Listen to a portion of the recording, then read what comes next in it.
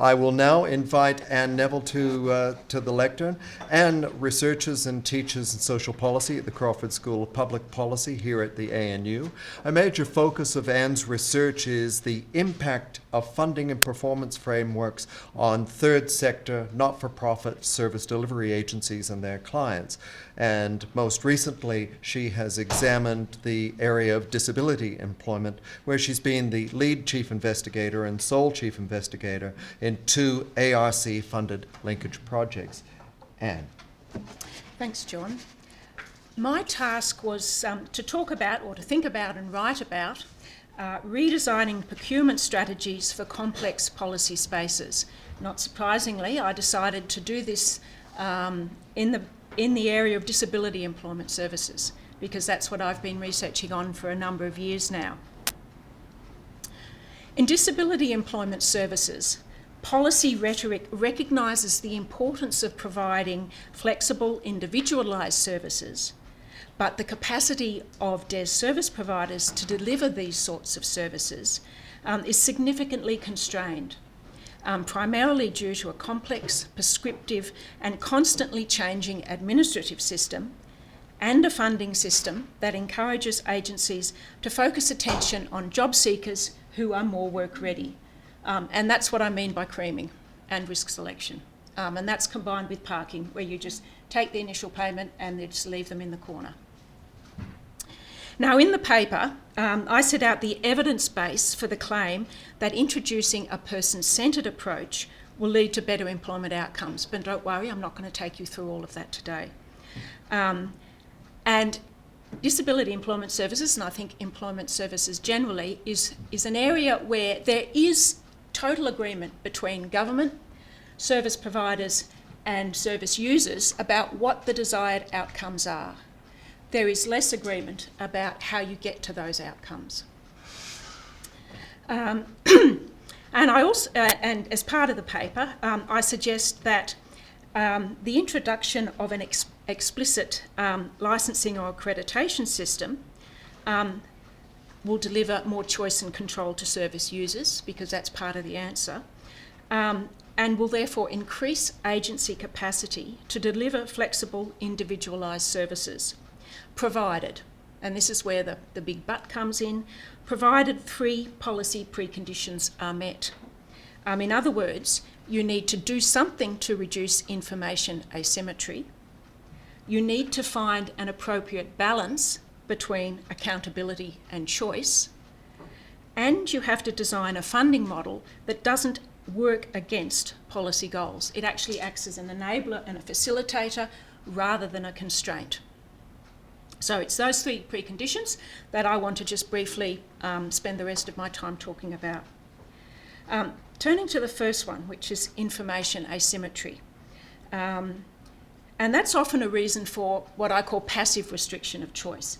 It's not that governments want to restrict choice, but service users don't have enough information to make a fully informed choice about what sort of service or service provider will best suit them. In the case of disability employment services, the problem of information asymmetry is not all that difficult to overcome, particularly when you compare it to the next 2 preconditions. New indicators of service quality, which actually is based on what service users value, and service users value outcomes very clearly, but they also value how those outcomes are produced, that is, they value process. So the new indicators of service quality, based on what service users value, which I've developed through my current linkage project, could easily be combined with sort of current outcome indicators of employment, and used by service providers to publicise basically what they do, provide information about what they do through a whole variety of mediums, so that service users might still make the same decision that I'm going to that provider because it's closest to the train station or Centrelink, but they have access to other information if they wish to make use of that information. Okay, balancing accountability and choice. This is much harder. And it's also an area where you actually have active restriction of choice. Government chooses to restrict choice. because choice is constrained by concerns over what constitutes a legitimate use of public funds, and this sort of active restriction of choice is justified on the basis of accountability. Choice can also be restricted by concerns about the capacity of service users to concerns that sorry.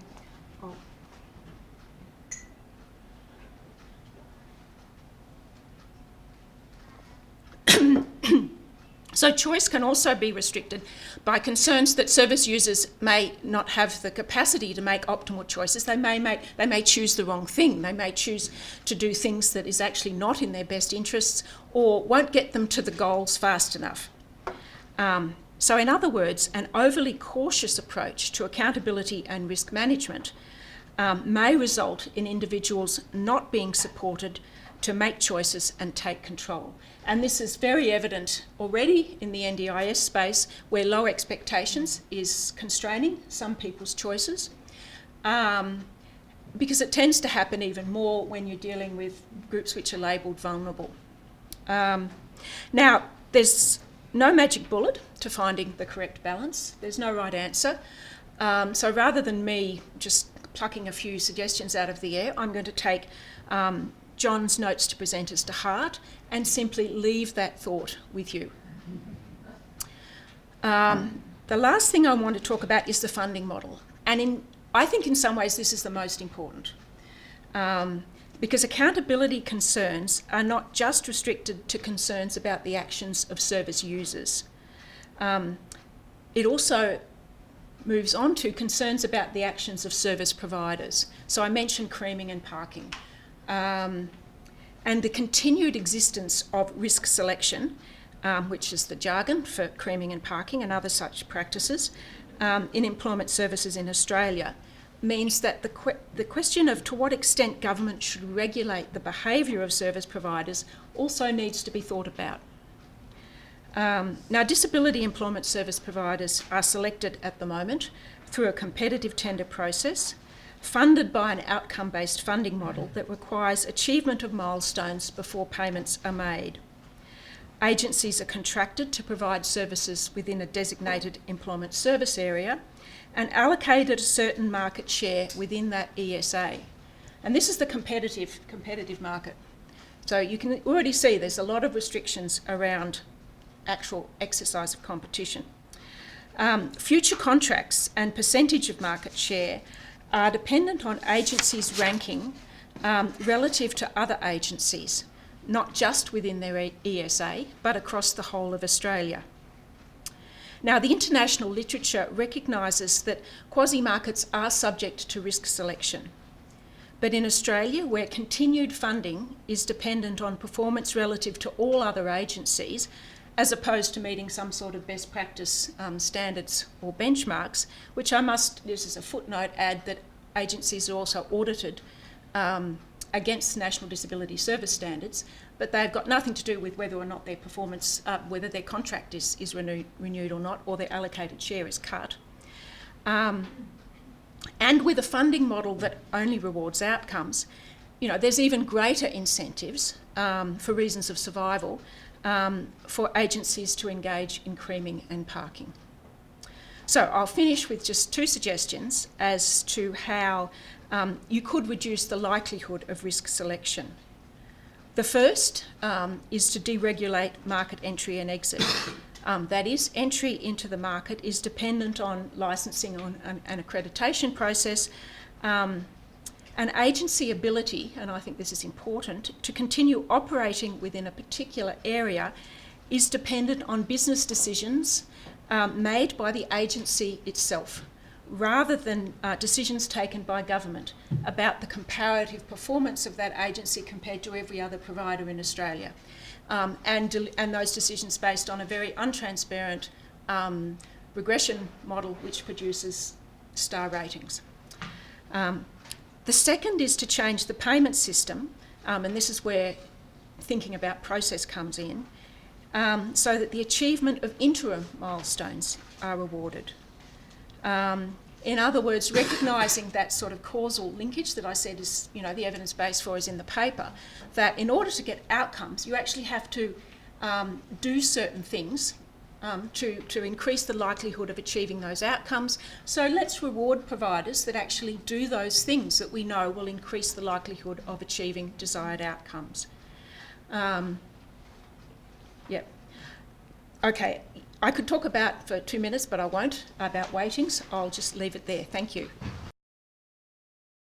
Now I'd like to invite Cassandra Wilkinson to the podium. Now, Cassandra kind of defies categorization. She has a diverse background covering the not-for-profit sector, politics, and the media.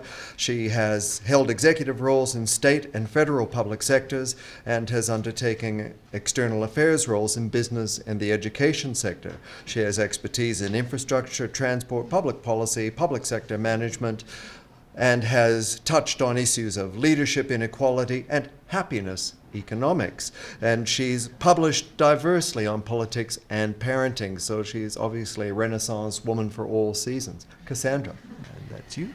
Thank you. That's very overwhelming. I've started to wonder today, since we're all clearly so extraordinarily expert, that if all of us are as good as John says we are, we ought to have this whole thing wrapped up fairly swiftly, solve the nation's problems very, very quickly.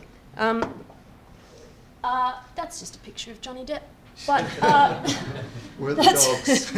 essentially what we're here for, is because lots of people want help and we need to get better at helping them. So we're going to help each other get better at helping today. Some people have said to me, you used to be all about social benefit bonds and now you're all about alliance contracting. Have you changed your mind? And the answer is no. There are horses for courses. There are all kinds of different problems. Some of those problems lend themselves to contracts, managed markets, cooperative solutions, standard contracts. Some things, as Emma said early, you just need to get a cheap product distributed well. But there are other problems that we face, which are quite complicated, where I think the alliance model has a lot to teach us. Now, this is obviously not a real newspaper clipping. This is just a newspaper clipping that I wish I would see before I die, somewhere, sometime, that the media would report that government announced that some things they were doing might help a few people, and the people that it helped might be helped for longer than the program runs, and that we might learn a bit while we're doing it, but we're not really sure precisely what the outcomes will be or exactly how much it will cost, because it's really hard and it's very difficult, and the people we're working with have complex needs, and their behaviour can't always be predicted with certainty, and we're all just trying to make sense of some very difficult things. The reasons why social policy is very hard to do have been canvassed today, and in everyone's papers I'm sure they'll be canvassed at far greater length. But for a lot of reasons, teaching a family not to bash their kids and take drugs is harder than building a railway line, and everybody here deals with those problems every day. And yet, some of the latitude that's been given to people who build railway lines allows them far greater creativity in solving their problems than that which is allowed to people who deal with complex social problems. These kinds of problems, the problems that we keep calling wicked problems, and in fact the pressure to solve models of service delivery for wicked problems is growing quickly. A lot of people have talked about the NDIS today. Massive project, lots of money, lots of scale, lots of people with complex needs. Healthcare system, everything you read about it tells you that chronic disease needs new models of care, that we have to integrate primary, preventative and acute care, that we don't do very well at any of those things. And every time we talk about commissioning, which Mr. McClure says is the way forward, we are confronted with the fact that we're not very good at buying things. I say we because I've mostly had a government hat on during my career, I guess, and when I'm in the not-for-profit sector I try to avoid government funding because it comes with so many problems that private money does not. But we, the citizens who pay for these problems to be solved, need new models to give us greater certainty that the people we're trying to help will be helped effectively. So why is it so hard to buy evidence-based policy solutions that work most of the time for most of the people? I've thought a lot about this. I think everyone else in the room has too. And I've come to explore an idea in the paper, which is that some things are services. Social housing, for instance. A lot of people have complex needs, but some people just need a house. Very low income. They just need a house they can afford to live in. Services are quite straightforward, and you can contract for them as a provider or a purchaser if your government's fairly straightforward. There are treatments, which Peter and Emma and I and others looked at a great deal when it came to social benefit bonds, because a treatment, to my way of thinking, is something which is quite rigidly defined. It's something like functional family therapy or drug courts or multisystemic therapy, where there is a defined methodology, it's replicated to a formula. Last night there was a discussion about the ingredients of policy. I see treatments as areas where there's both ingredients and a recipe, and approaches are areas where we have ingredients but no recipe. So approaches are things like case management and brokerage, where we know that we need people trained in social work or similar skills. We know that a client needs some amount of employment services, some amount of drug counselling, some amount of housing support, some amount of psychotherapy of some kind, but you can't say exactly what the recipe is. How many hours of this delivered by a person of what level of qualification? How long will the effect last? How long is the minimum duration of your treatment in order for you to have a predictable result? So services you can contract. Treatments you can do on a social benefit bond on a full risk transfer. Approaches, which is frankly most of what we do when we do social services, need something different. This is something different. This is the Heathcliff, the Seacliff Bridge in Heathcote. The reason this is a lot like helping a family who have high-level chronic social problems is because that piece of escarpment has 5 different geological profiles. The road that bridge replaced was falling off the cliffside.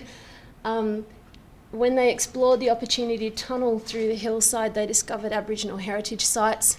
It's a national park full of ecologically unique and precious things.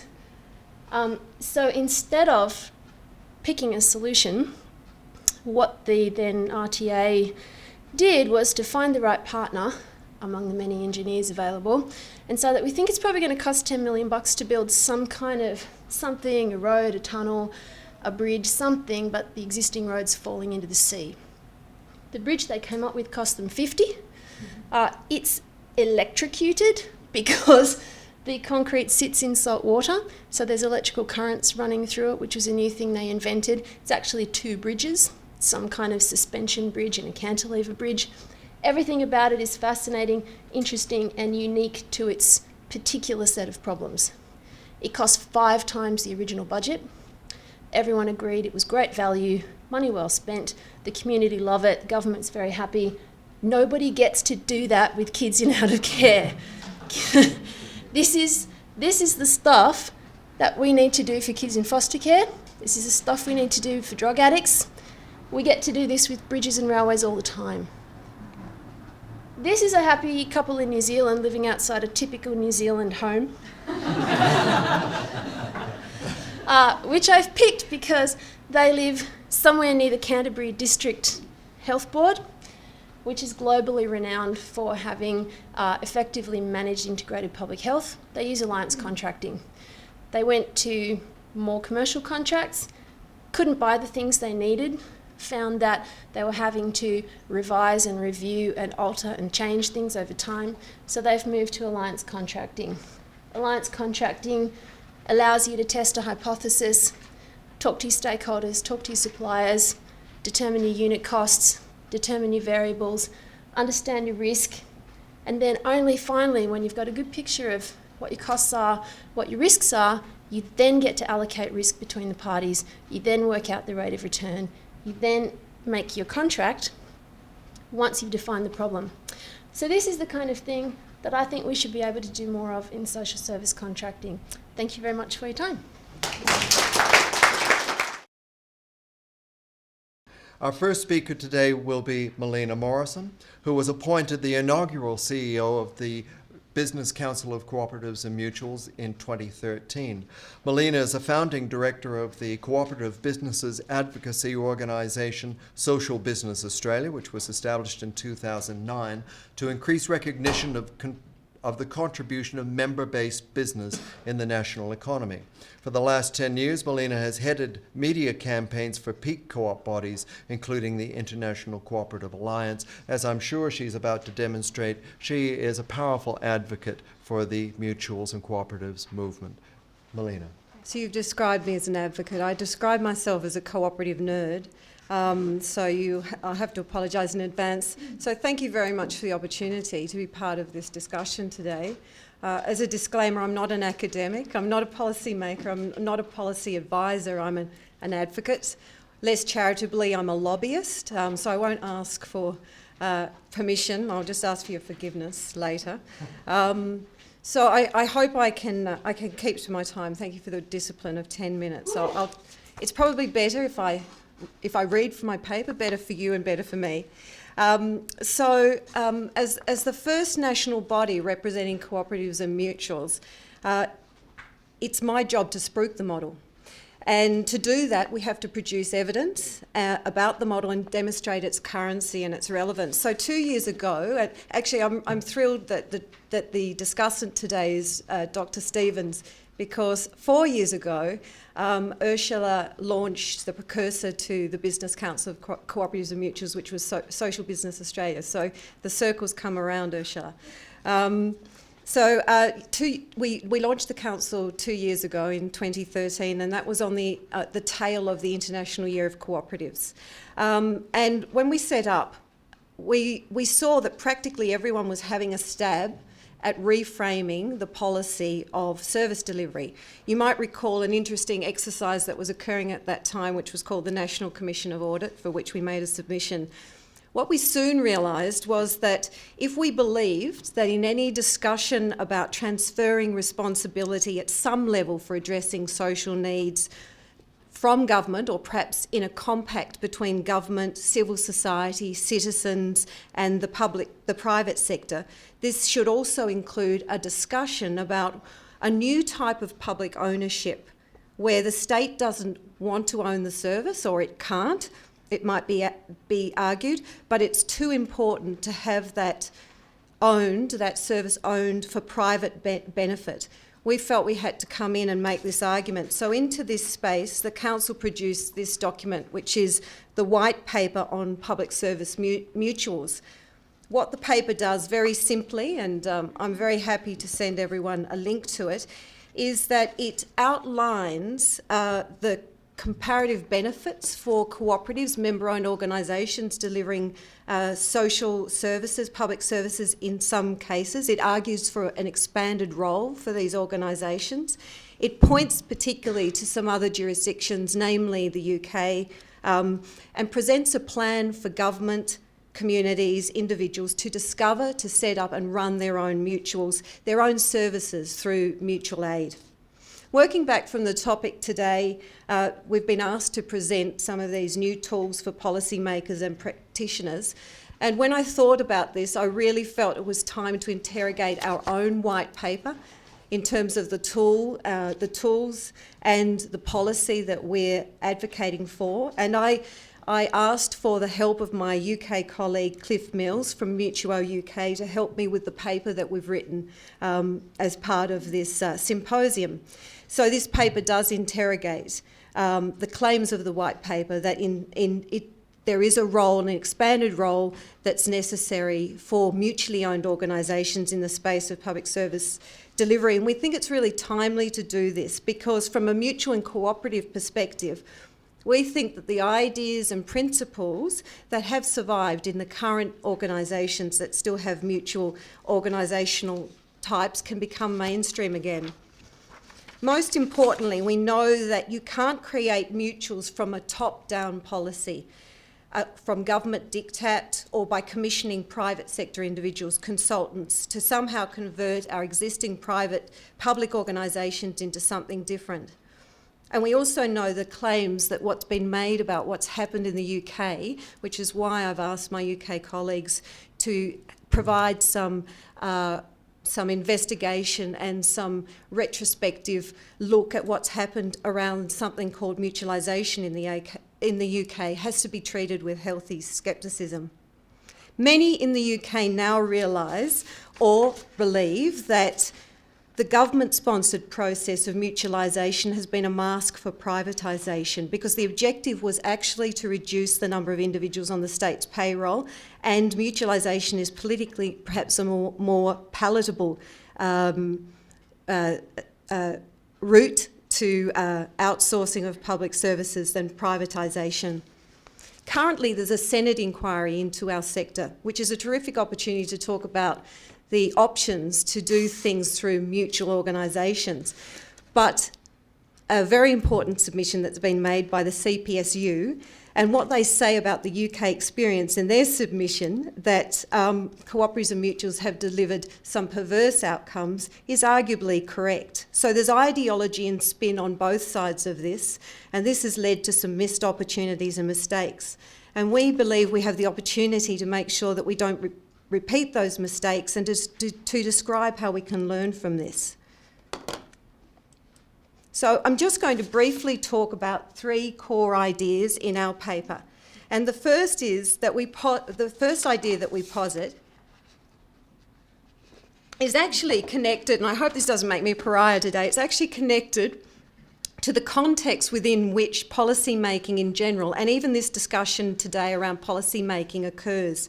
Namely, that it could potentially be based on a flawed or even an arrogant assumption that we can somehow work out how to change things by getting people and institutions to do things differently, where the working out how to change things is based on a post-Enlightenment rationalist "we can" question, an imperialist "we need to," and even a modern state "we must" way of thinking. We must do way of thinking.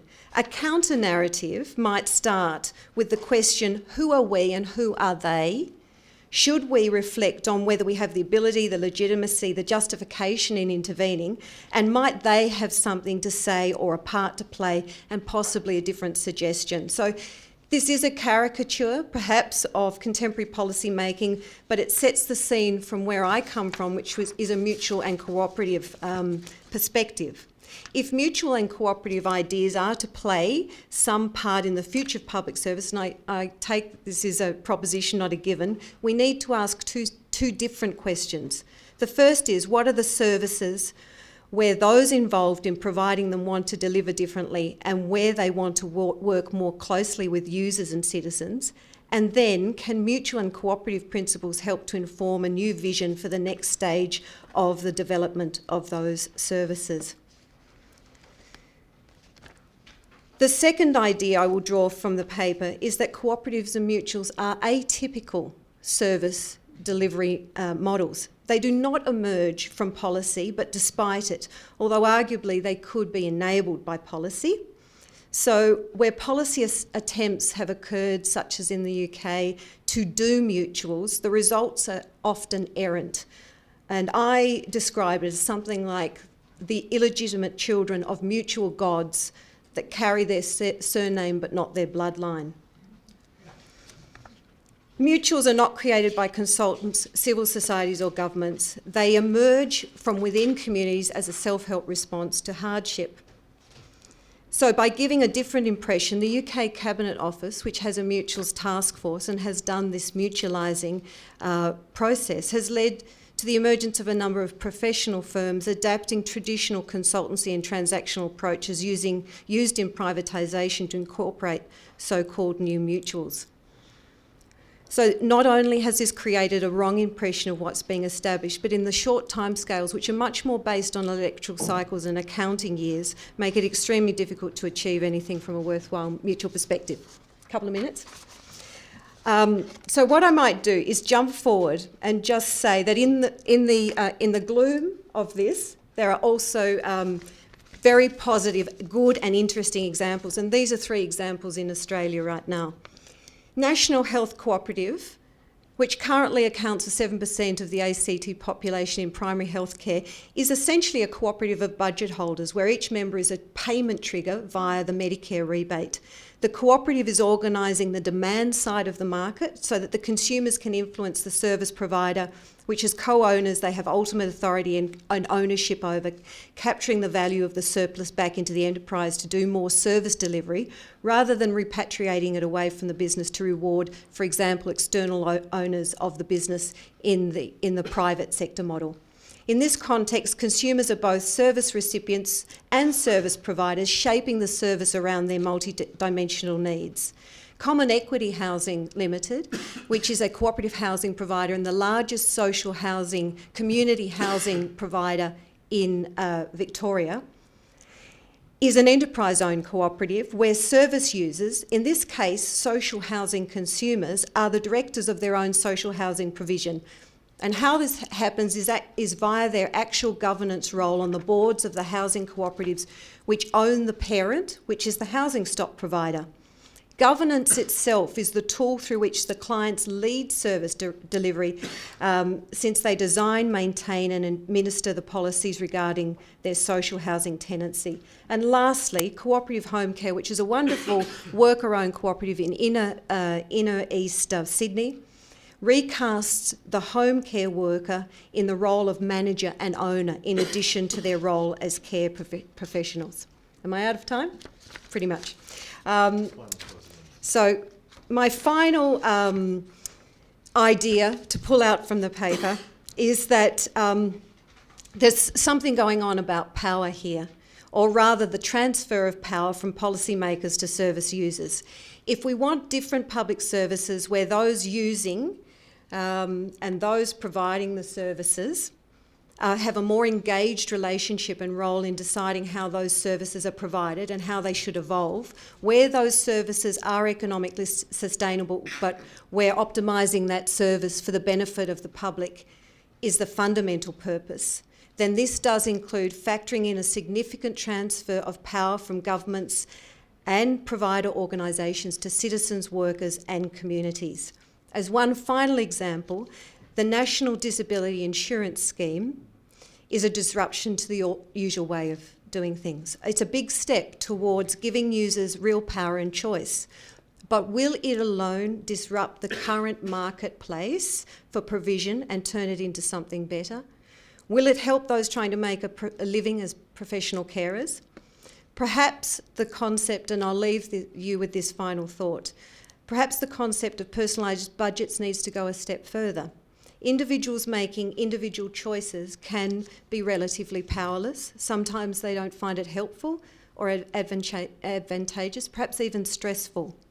But individuals making choices collectively, collaborating for mutual support, maybe pooling budgets in a cooperative of personal budget holders and seeking together to meet their own needs can affect the market of service delivery, we would argue. And we believe if you can imagine a cooperative of personal budget holders, then you can see a voice, an organised voice for family and friends, professional carers and local citizens. And this could be a model for the delivery of, on the consumer side, of something that's very important in moving us towards a consumer-directed care environment. I'll leave it there, and I'm very happy to take questions, including what is a cooperative, when we move to question time. Thanks. I'd like to now invite Dr. Katherine Needham to the podium. Now, I made a throwaway remark earlier about having a baker's dozen of speakers, and of course those of you in the know, which will be all of you, realize that a baker's dozen is 13, and this is the only session with 4 presenters instead of 3. And normally I'm a slave to symmetry and order, but I made the exception here. Katherine is a reader in public policy and public management at the Health Services Management Centre, University of Birmingham. And her special areas of interest include reform of public services through co-production and personalisation, social care services, individualised budgets within public services, and public sector workforce reform. She also happened to be in the country, so I was able to bring her out here for the cost of a flight to and from Melbourne, and I reckon that was a bargain, cheap at half the price. Katherine, please come and share of your wisdom. You didn't have a presentation? Thanks, John. So I'm here for 6 weeks in Australia to find out as much as I can about NDIS, which I think is a fascinating new development. I guess because we all have to go for flights afterwards, if any of you are working directly in implementation, we won't have time to chat, but do Google me if you've got interesting things to share, and if you want to know anything about the UK individualised funding system, which is what I'm going to mainly talk about now. So new tools for policymakers. Individualised budgets in a range of sectors, I think, constitute a new tool for policymakers. So in the UK, they've been around in social care for a while, but we're also seeing them being used in a range of other sectors as well. So personal health budgets are now being developed within the NHS after a successful pilot. We're looking at methods of integrating personalised commissioning so that people can have a health and social care budget which they can combine.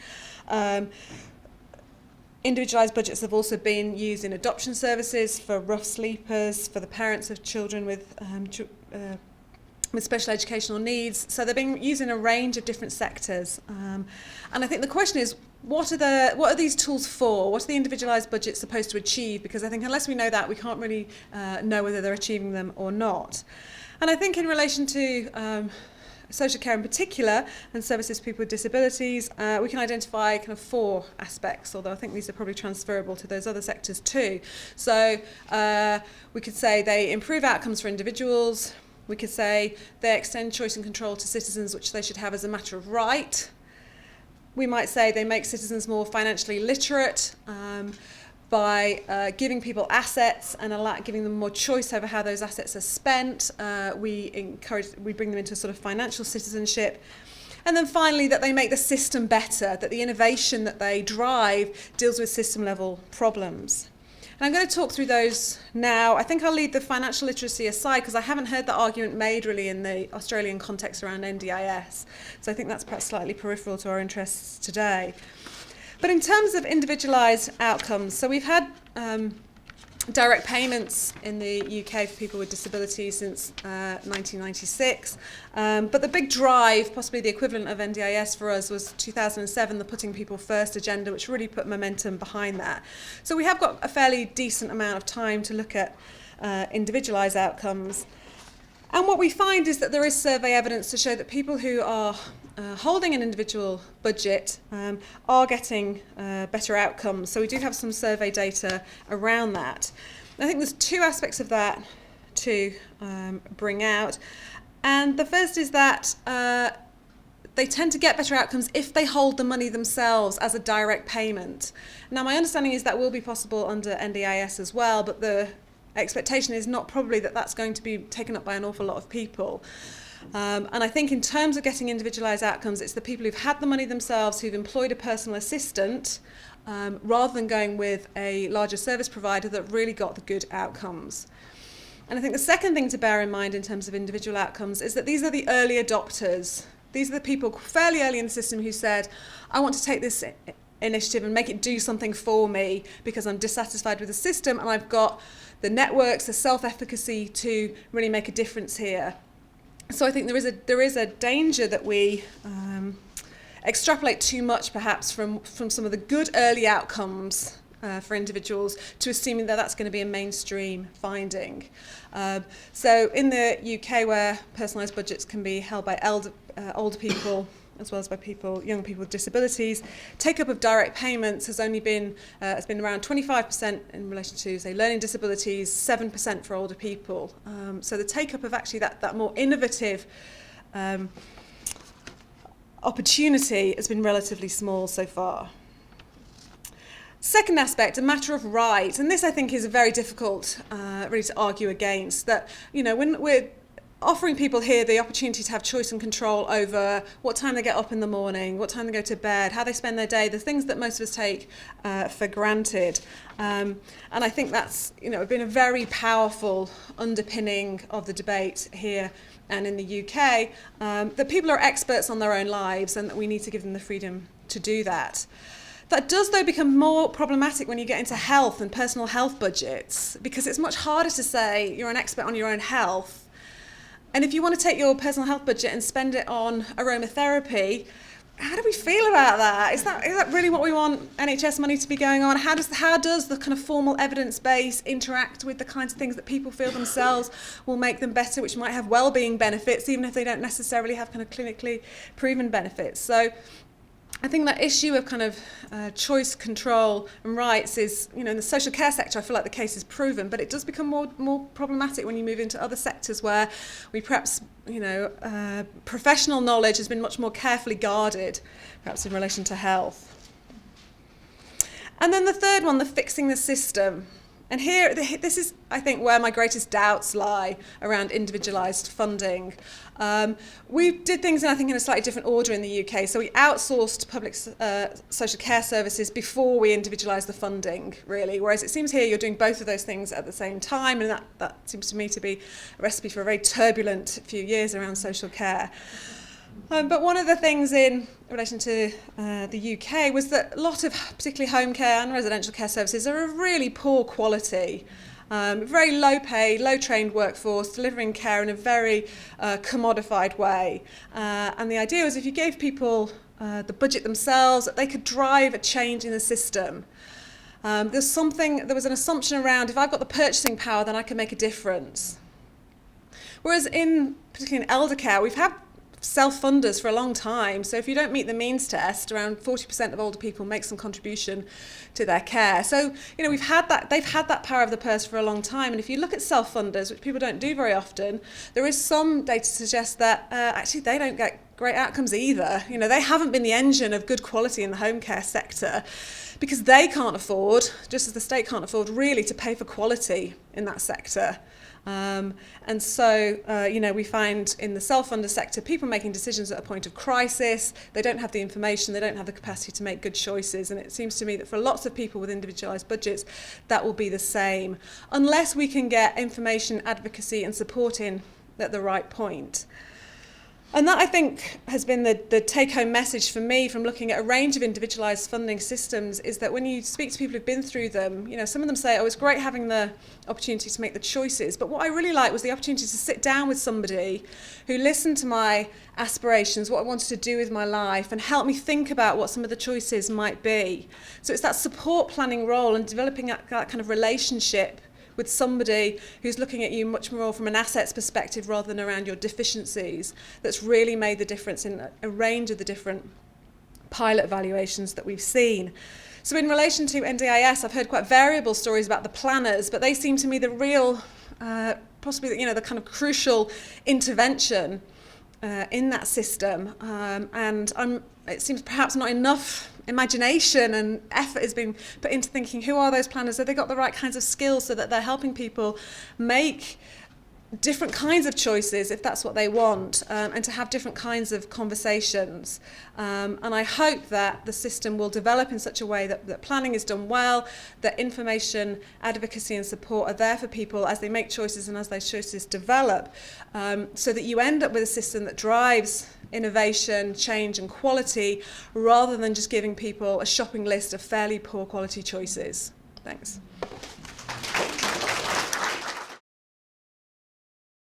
I think today the hardest job has been the job assigned to the discussants, because whilst our speakers have all had some months to think about what they wanted to talk about and how they wanted to present their arguments, the discussants have had less than a week to get themselves across the detail of what our speakers were intending to talk about, to read between the lines, to assess the nuance and join the dots and establish linkages between their presentations.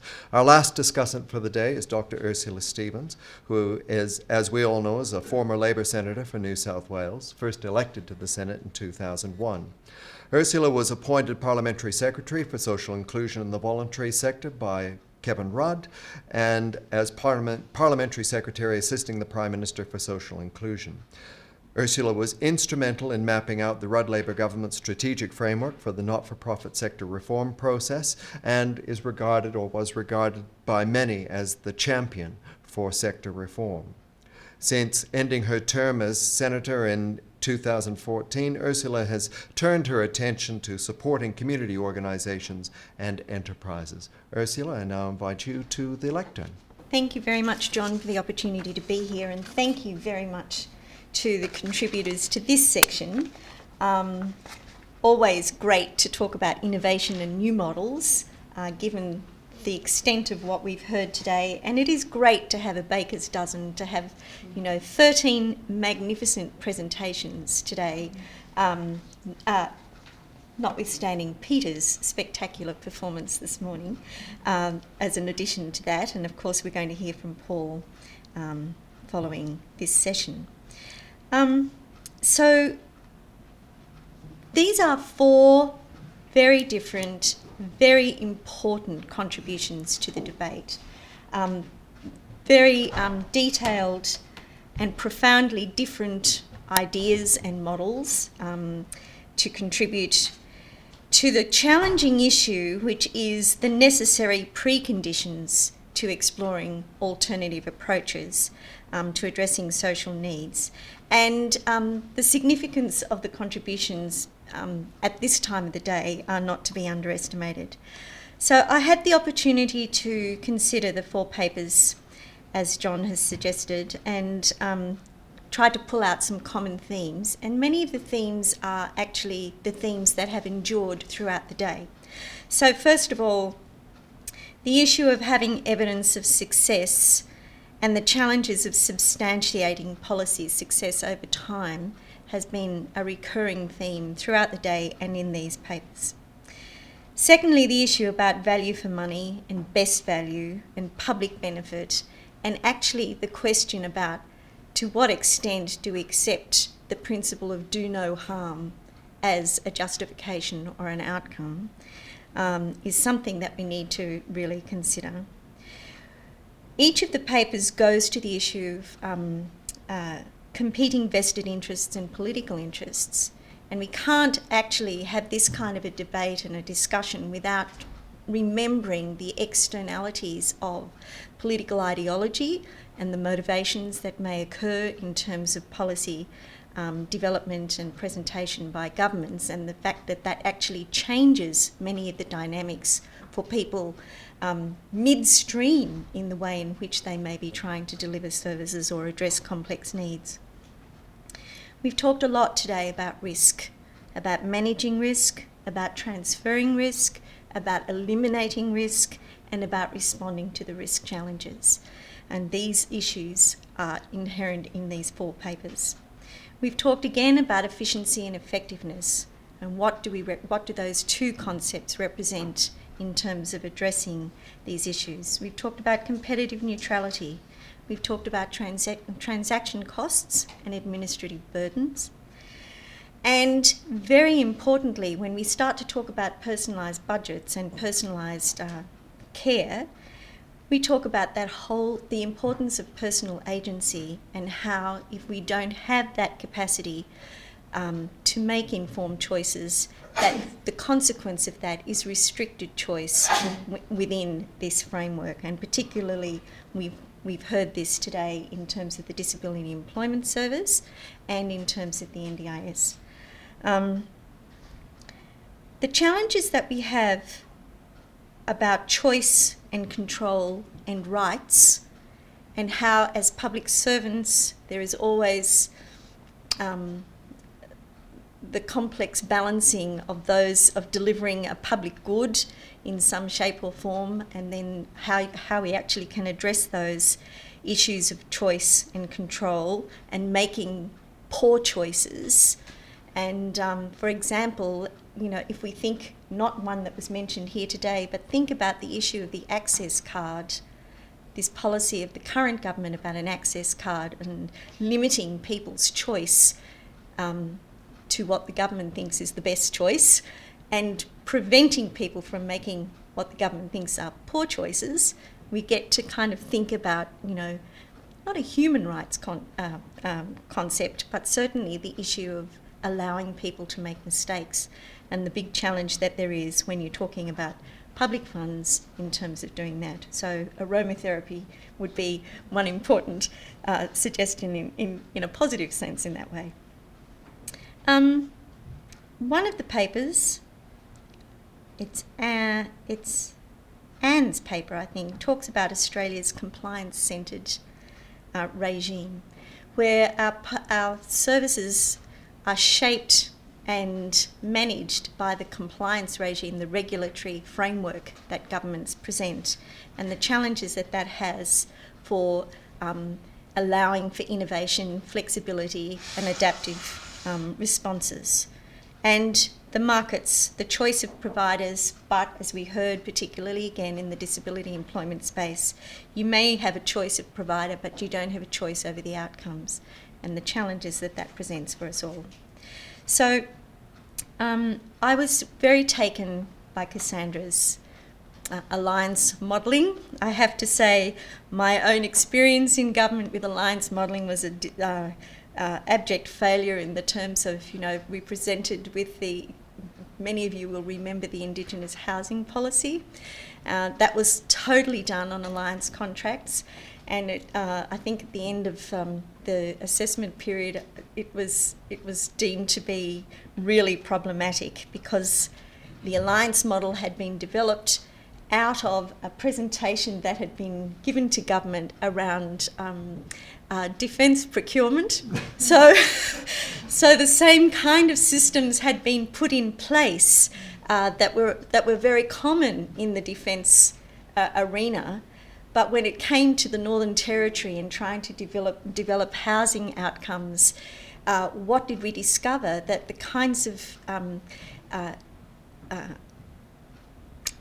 institutional arrangements that existed in infrastructure support, bankable contracts, insurance regimes, those kinds of things, the idea that you can actually share the risk and share the reward just didn't translate into housing construction in remote communities. So there are real challenges in the way in which alliance contracting suddenly becomes you actually have to have the flexibility to respond. You don't start with the budget outcome here and say it all has to fit within that framework. So I was very taken by your approach, and I love the idea of the bridge as the concept of how it could be done so much better. In terms of the Anne's paper about the disability employment services again, I think that issue about risk selection is the one that we need to think about the most. So her example about creaming clients, parking clients, and she didn't mention churning, but churning is still a very significant feature in our employment services, is something that we need to think about in the future, and how we can actually use some kind of a licensing and accreditation process that allows businesses to make those decisions for themselves. That is a very important recommendation, and it's really a very thoughtful paper that John described it as forensic. It is actually really gives you a critical lens in which to think about the most current employment services contracts that are rolling out at the moment, the way in which we're dealing with the compulsory participation in work for the dole for people under 30, those kinds of things. So it goes beyond just the disability employment space into the greater employment services contracts that are currently underway. I'm saving Melina till last, but I just want to go to the issue of the NDIS. As someone who has been a massive supporter of the NDIS, listening to the notion of how personalised budgets can actually, and how the NDIS is rolling out. Before I left Parliament, I was on the parliamentary committee that was looking at the implementation of the NDIS. And what I saw, I really had alarm bells ringing in my mind about the way in which the market base, the actuarial kind of processes that were being developed for the NDIS, how they were going to actually play out in very thin markets and also in rural and remote communities. And we had the opportunity to talk last night about how that challenge really doesn't represent the real challenges of presenting services and real choice to people within the NDIS in places like rural and remote Australia, where the costing mechanism that's been put in place does not reflect the reality of actually the time, the expense, and the challenge of delivering services into remote communities. So I think that we do have some real challenges ahead of us in our NDIS, and the notion of control and decision making are going to be fundamental to all of that. In terms of Melina and the mutuals and cooperatives, I've always been a passionate supporter of cooperatives and the capacity to actually deliver real community benefits and community outcomes. And we can see that. I think that Melina's paper is really important because it goes to the fact that cooperative ventures and cooperative solutions emerge in times of stress, and we saw the re-emergence of the mutuals and cooperative movement in the global financial crisis, and it has continued. So not only do we see the examples that Melina presented of health and community services here in Australia, but look at what's happening with community solar farms, community powers organisations and cooperatives. I don't know if you are aware of the company called Southern Phones, but it is actually a mutually owned telco owned by 41 councils in Australia. And all of the benefits, the dividends are repatriated back to the councils who are the owners of this company, and community benefits through the funds that are put back into community organisations in those LGAs. So we can see that there are different models emerging for community benefit. And I will have a question for Melina as my last comment, and that is the new interest in mutuals and cooperatives and the emergence of, you say, of the new mutuals and the consultant model of mutuals. I just wondered if you'd like to just reflect on what's happening in Australia in the agricultural space and the white paper on agriculture, because I know that the cooperatives actually feature quite significantly in that. I'd like to congratulate everyone again for their contributions throughout the day, but particularly for these 4 very different, very stimulating presentations this afternoon. Thank you.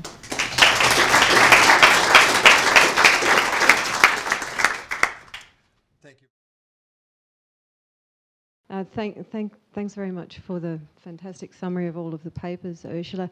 So just to leap straight to what's happening with agricultural cooperatives, I guess that's a really good example of how, if we can control or manage the program in a way that fits with the mutual principles, it could be a very effective outcome. So what's happened with the white paper, this is the Agricultural Competitiveness white paper, is, and I hope it's as a result, I think it's as a result of our lobbying and advocacy around the need to enable particularly producers and family-owned farms to be able to collaborate, to cooperate to compete in the market, particularly where they're not able to reach up and down the market supply chain in order to make sure that they get a good return to keep themselves even in business. So you can kind of see that in the race to the bottom around milk prices, for example, and the way the supermarket duopoly creates some downward pressure.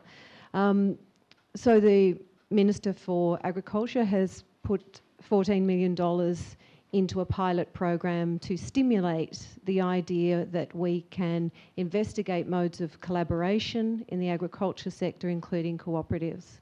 And that's a very exciting, because it's a funding program, because it's unprecedented. And what we've inflected back to government is that it's really important that the way that that program is shaped and developed is done with the cooperative and mutual movement, so that it can be informed by what is a sort of shared stewardship of the model, which is the way that the model has succeeded through time. And the paper for this symposium does use the UK as an example of what can happen when there's government capture or ideas capture. So it's a good example of where we'll see if we can actually help shape the models to have the most successful outcome from that funding commitment. So my question actually is for you, Katherine, about the UK experience with personalised budgets. So you said a couple of things that piqued my interest.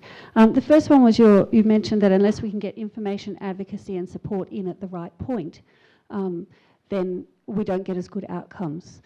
And then you made reference to the planners. And I wonder whether or not the planners, because they're employed by the agency, are in fact the best source of information, advocacy and support for people, or whether in fact independent advocacy, information and support might have a role to play there, and how you might see that. And my other question for you is, you talked about your surveys being the results of early adopters in the UK, and you gave me the sense that in the UK people had the choice to choose a personalised budget or to stick with the system they already have.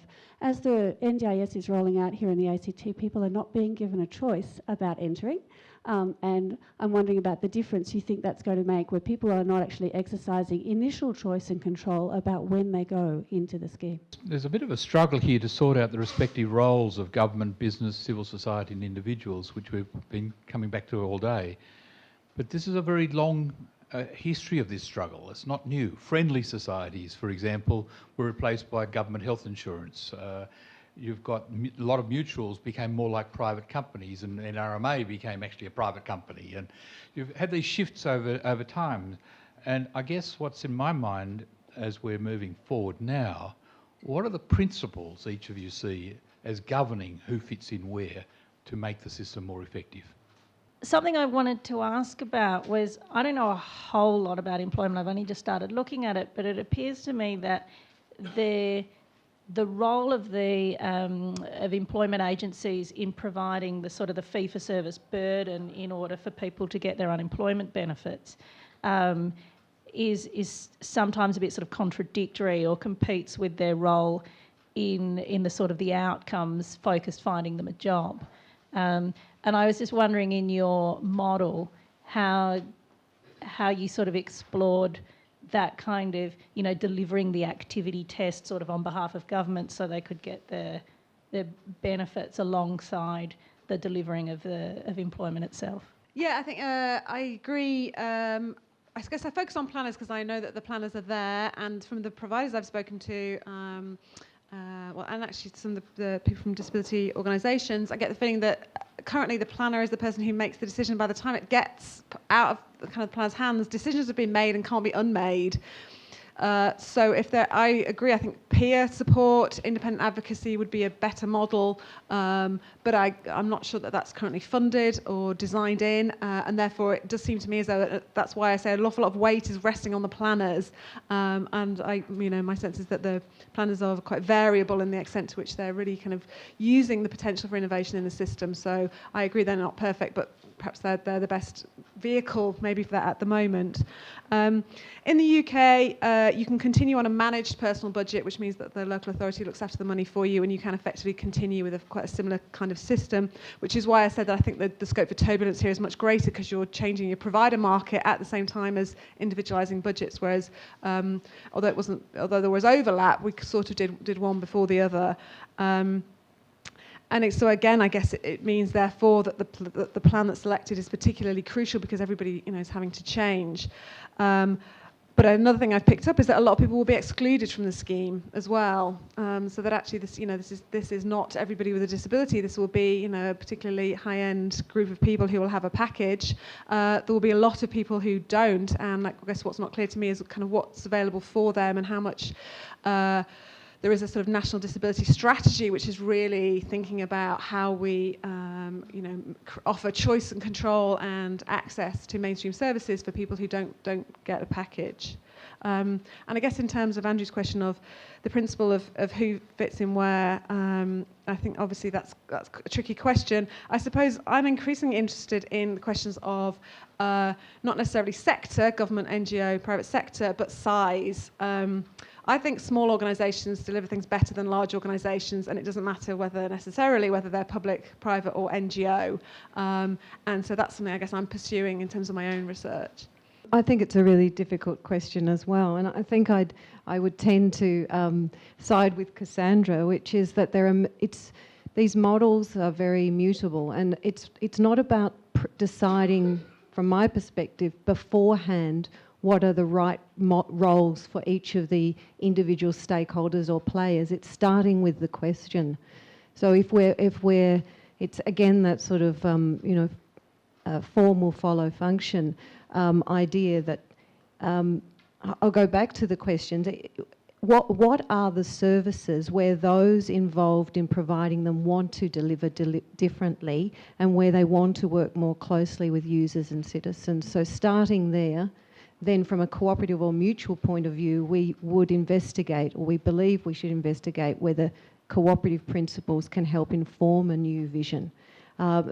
They may or may not. We do, I guess, reflecting on today, there feels like there is an absence of the voice of the citizen. The citizen is not in the room today, and I guess there's been a lot of talk about doing 2 and 4, and the mutual perspective is with and by. So I have a natural bias to the role of the citizenry in being part of the grassroots, both the workers and the users of services being much more able to inflect. But I think it's very much about where the model drops out of the strategy. I didn't address in the paper this question of to what extent should service providers be monitoring, the behaviour of service users. So I've just done a lot of quick thinking about what I would say to this, and I sort of went back to principles. Which I did talk about, was service provider agencies need more autonomy.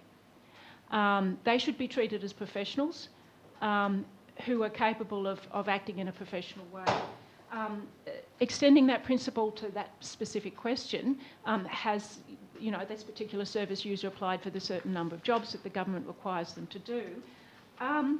I want to go back to something that Meredith said about accountability as explanation, Charles Sable's experimentalist way of thinking about accountability, which I really like, and joining the two together. So I think it would be appropriate in the sort of model I'm talking about for service providers to still for service providers to have the autonomy to decide after discussion with the service user whether or not the explanation they were given as to why they haven't was reasonable. So they make the decision on whether or not something is a breach, rather than we just didn't turn up for an interview, boom. And I think service providers do this anyway, really, on the ground. The discussions I've had with them is that, they get pissed off when the explanation given is, there wasn't any public transport available, and they knew perfectly well that the service provider actually lived 400 metres down the road from their office. Or they know that someone is really not in a good space at the moment because their father has died, who is an important support person in their life, so they actually can't cope with applying for that many jobs because getting the rejection letters back is just too much to cope for. So they have said, just look, don't worry, just back off, when you feel able, commence. So it's that would be. But I mean, there are so many, if you start thinking about all the sorts of decisions that need to be taken, I just sketched something out. But I think, there's a lot of things that need to be determined before the whole thing works, but those are the sorts of decisions that need to be taken in consultation with service users and service providers. Cassandra, I've got a question for you. Peter Wilkins from Curtin University. I was really taken with your idea of bringing alliance contracting to the table to think about how could that be adopted and applied. And the bridge example is fantastic and the innovation involved. But I'm wondering if you can comment about thoughts in the human services area, how you'd go about choosing your alliance contracting, selecting out of potentially competing bidders of who would be the best partner in a state of uncertainty. And then at the other end of the process, thoughts about how do these alliance contracts come to an orderly ending? Well, first of all, you don't take your advice from the people who built the Collins-class submarine. I'd suggest probably having a look, as many people have said today, at New Zealand, where part of the process involved developing a provider market. So much like your work with NDIS. Quite often government is trying to risk transfer by sending a responsibility out to market that it can't solve itself without realising that maybe no one else can solve it either. So the medical alliance contracts in New Zealand rely on there having been a development process of multi-specialty medical practices where specialists and GPs and nursing staff and allied health practitioners formed entities that could sell services or do alliance contracts. Some of them are subcontractors, some of them are alliance partners, but that capability had to be developed in the marketplace. Australia's got some very mature and multidisciplinary social services provider. Your larger organisations here got a lot of experience. One of the things I think that governments, treasuries are very happy to have a contract because there's a predetermined budget, and SBB solved that by saying there's no predetermined budget, but it's not our fault if it doesn't come in because there is a cap on how much we'll pay for the result. The difference in an alliance, of course, is that until you've done your field work and until you've done some, I'm sure the think people can, throw in all of the right words here about ideating and prototyping and testing phase that you need to do. You can't actually work out. The critical experience for me was I contracted to a major charity on a project where we couldn't get the price per client under $15,000. The government was only prepared to pay $5,000. We finally got it down to $12,500, and everyone agreed that the job could not be done for the money that was available. But what tends to happen is charities have to bid because that's the business they're in. They know they can't deliver evidence-based best practice at the price that's available. So they deliver a suboptimal service. Government then, the Western Australian Housing Ministry said, well, we gave them the money. If there's homeless people here, whose fault is that? Well, it's kind of everybody's fault at that point. And I think that's what it comes down to, is that accountability has to be shared properly. That's what real risk sharing is about.